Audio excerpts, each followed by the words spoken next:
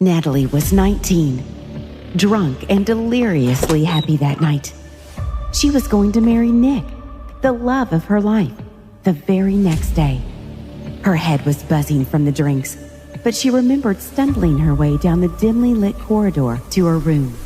She was out as soon as she hit the bed.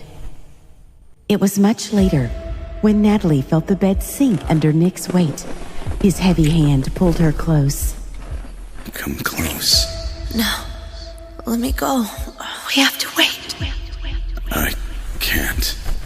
Natalie wanted her wedding night to be her first time, but things were spiraling out of control, fast. She let her desires take control. When she woke up in the morning, she couldn't help but smile. Even though she had a splitting headache, she felt deliciously sore and alive. She heard Nick taking a shower in the bathroom and had half a mind to join him when she heard a knock on the door.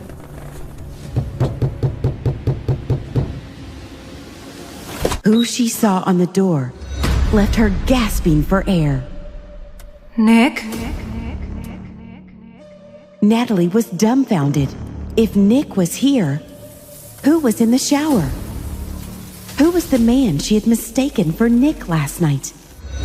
The mess in the room was evidence of what had happened there.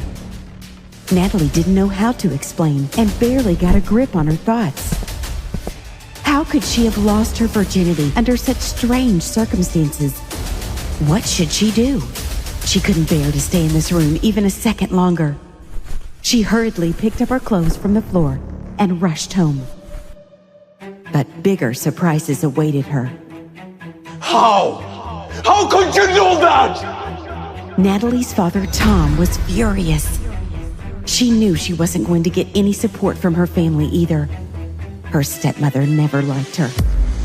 She was truly enjoying Natalie's ruin. And her stepsister Cheryl, they were never really close. Nick was the only one who could have understood her. But her pleas fell on deaf ears.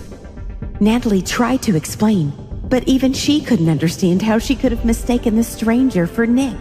Was she really that drunk?